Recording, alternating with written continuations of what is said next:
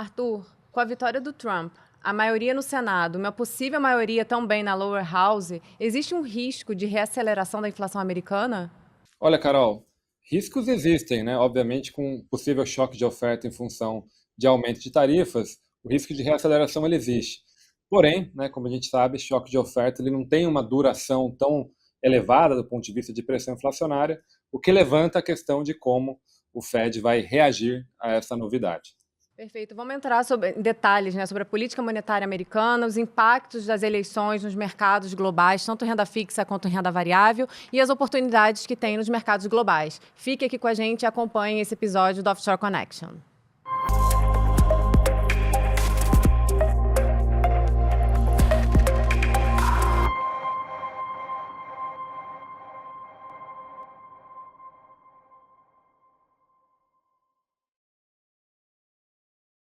Sejam muito bem-vindos a mais um episódio do Offshore Connection, o programa que conecta vocês aos investimentos internacionais. Esse episódio é um episódio especial, vamos falar sobre os impactos nos mercados globais pós-eleições com a vitória do Trump. E para isso eu trouxe aqui os nossos especialistas, aproveitei que o Camacho, nosso co-head de Portfólio Solutions Global, fica em Portugal, ele está aqui no Brasil, então convidei ele para vir aqui, seja muito bem-vindo, obrigada pela participação. Muito obrigado pela oportunidade, Carol. Figurinha carimbada, Santucci, co-head de Portfólio Solutions Global. Seja muito bem-vindo. Obrigada aí por mais um episódio. Obrigado, Carol. Prazer.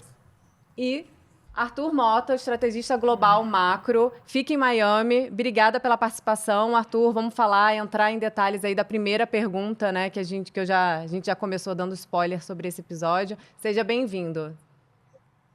Obrigado, pessoal. Obrigado, Carol, Santucci, Camacho. É um prazer estar de volta aqui.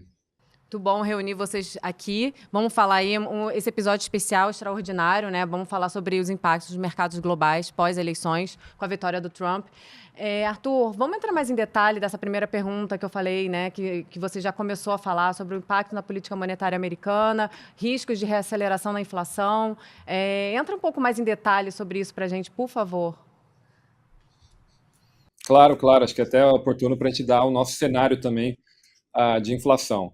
Como a gente sabe, né, o Trump ele tem uma pauta, né, econômica parecida com o que ele adotou no seu primeiro mandato, né, com duas pernas, uma de queda de imposto corporativo, tem desregulamentação, etc., e outra com aumento de tarifas de importação. Lembrando que ele já adotou isso lá ao longo do segundo semestre de 2018. A gente aprendeu naquele momento, né, como as tarifas se transmitem para a inflação. A gente viu uma aceleração da inflação de bens naquele momento, né, a inflação de bens atingiu, inclusive, né, próximo de 3% ali anualizado, que tinha sido a maior taxa de inflação para esse segmento desde 2011, né, então olhando ali para os setores que são mais afetados por aumento de tarifas, sobretudo porque foram tarifas focadas na China, a gente viu uma aceleração importante da inflação. Então, como a gente sabe, de novo, tarifas importam e impactam sim a inflação.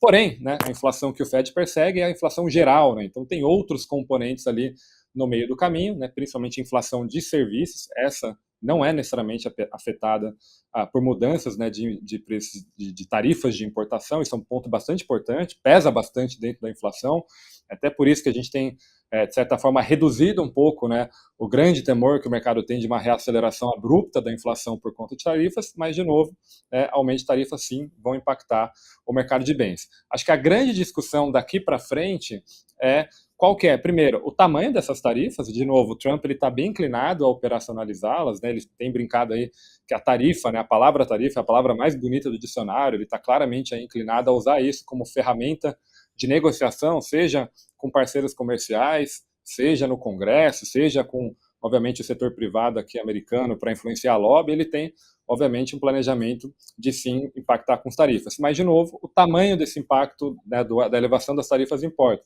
Inicialmente, ele tem um projeto de subir 10% para todos os parceiros comerciais e 60% para a China, eventualmente também uma taxa bastante elevada para o México. Tá? De novo, parece ser um patamar inicial de negociação, possivelmente a entrega disso vai ser mais baixa e importa muito o ciclo, né, de qual essas tarifas vão ser implementadas. Se for de uma só vez, né, num momento específico do tempo, tem um pouco mais de potencial de mexer as expectativas de inflação. Mas a gente já viu em comunicação recente que ele tem, de certa forma, um calendário aí até relativamente completo para distribuir ao longo do tempo essas tarifas. Se fizer faseado, né, por capítulos, seções ali da pauta exportadora americana, da pauta importadora americana, o choque ele vai ser, de novo, positivo para a inflação de bens, né, altista, porém diluído ao longo do tempo e, mais importante do que isso, as expectativas de inflação, que para a política monetária importa muito, para a própria dinâmica futura da inflação importa muito, ela pode ser, de certa forma, mais tímida. Tá? Então, jogando tudo isso, né, baseado no nosso cenário, onde a gente vê um crescimento, né, americano saudável, forte daqui para frente,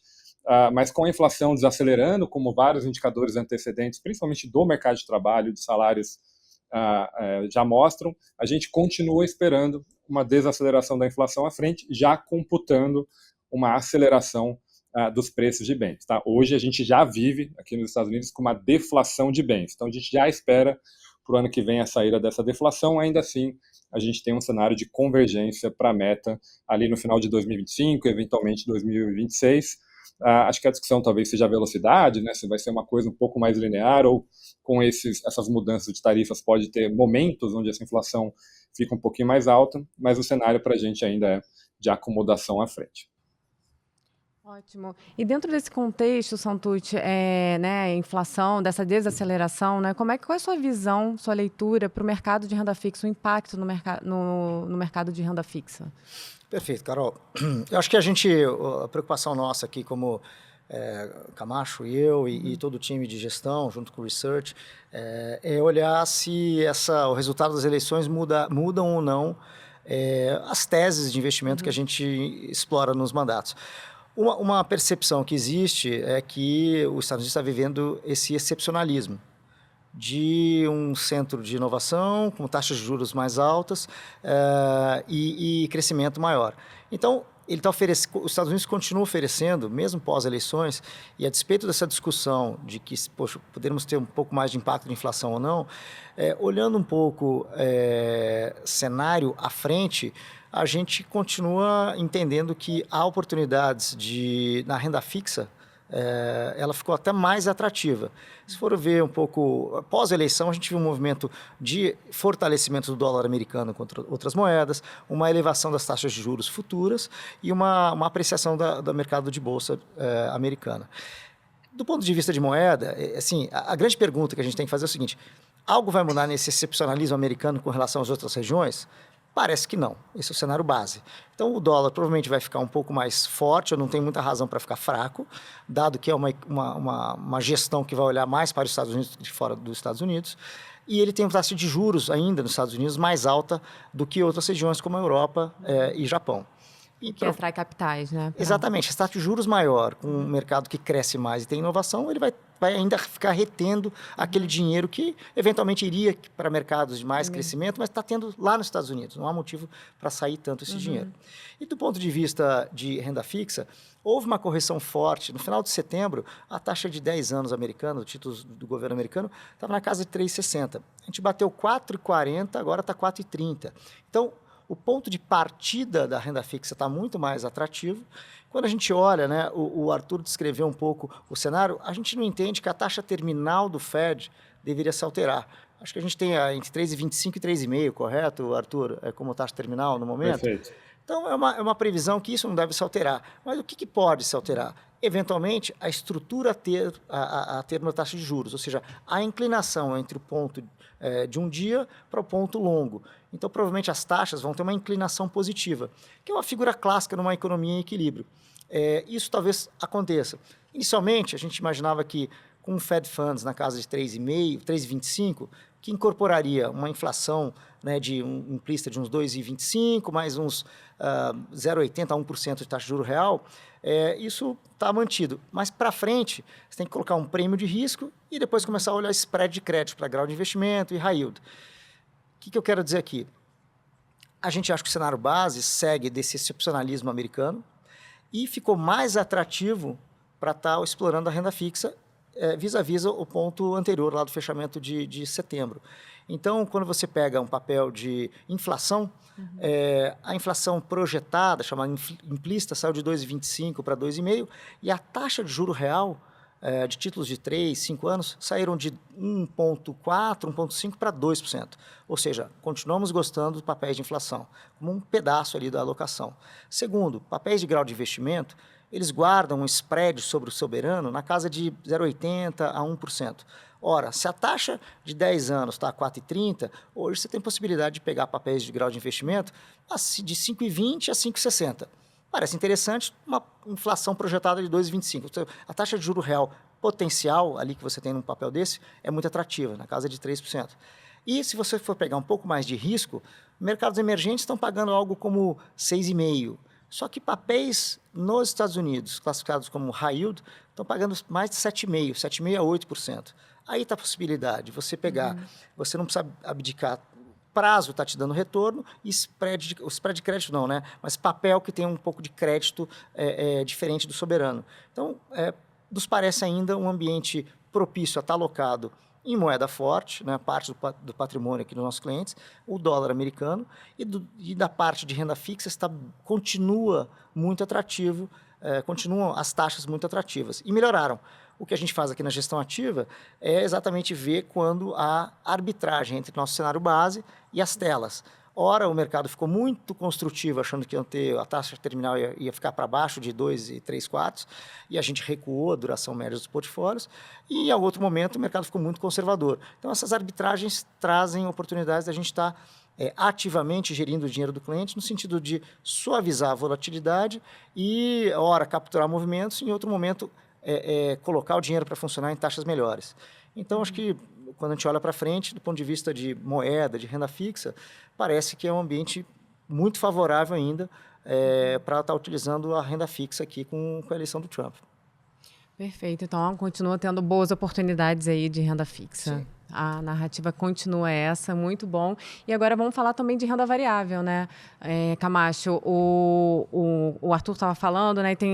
Se fala muito, né, sobre a questão fiscal, os impactos nas empresas.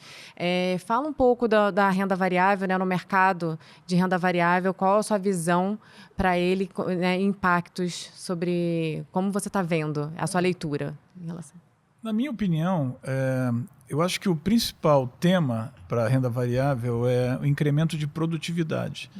E eu acho que a produtividade, em decorrência da aplicação dessa tecnologia de inteligência artificial, é que vai, de certa maneira, ser o drive do mercado de equities, a nível global e, em especial, Estados Unidos. A gente deve sempre se lembrar que a taxa de inovação tecnológica dos Estados Unidos hoje, a nível global, é de 63%. Então, isso quer dizer que os Estados Unidos hoje têm uma probabilidade maior de capturar valor gerado pelo incremento de produtividade, dado a aplicação dessa nova tecnologia de inteligência artificial.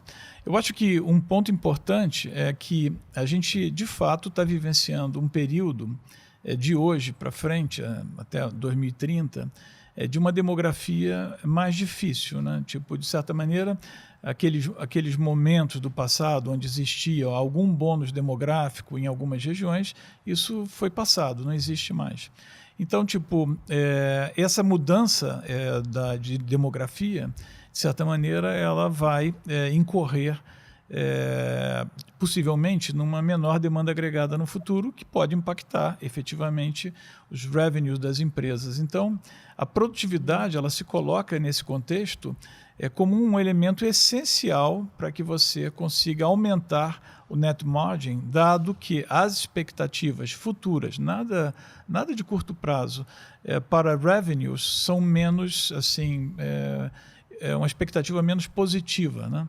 Então, eu acho que existem ainda possibilidades muito boas para a equity, mas, de fato, é um momento mais relacionado ao uso da tecnologia, ou seja, qual o impacto que essa tecnologia vai gerar em relação à otimização dos números das empresas, qual o impacto que vai ter no ROI das empresas. Então, eu gosto muito do tema, estou muito entusiasmado, acho que mas é uma coisa mais estrutural e muito menos dependente do governo Trump. Perfeito, Camacho. E agora, depois dessa semana, né, agitada, com vários indicadores sendo divulgados, importantes, Arthur, como é que ficou o nosso cenário?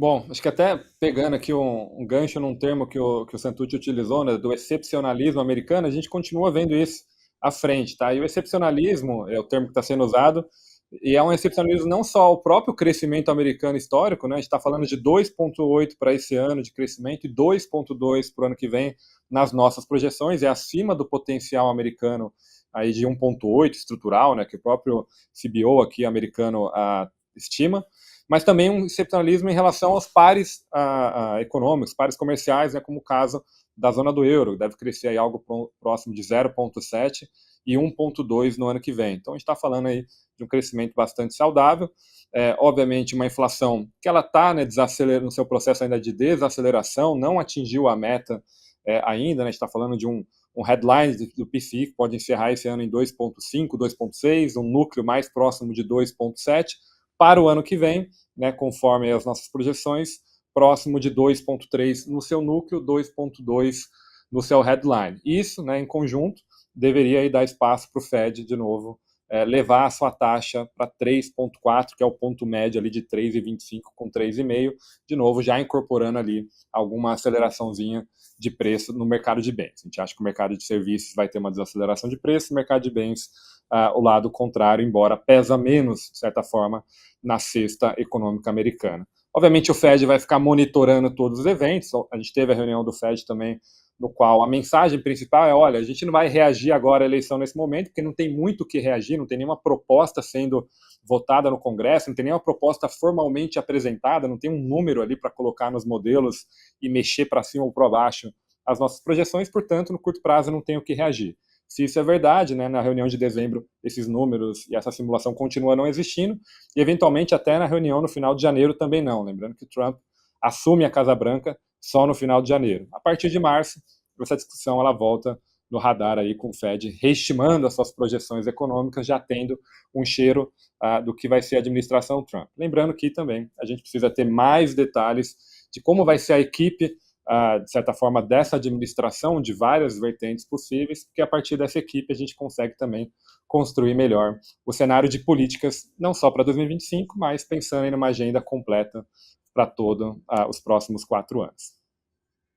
Eu até me arrisco a comentar que a gente não deveria desprezar, quer dizer, a influência hoje do maior empreendedor do setor de tecnologia, o Elon Musk, né, quer dizer, já foi, de certa maneira, anunciado que ele vai ser um conselheiro especial da presidência da República, no sentido de tentar desenvolver, buscar soluções que tragam mais crescimento.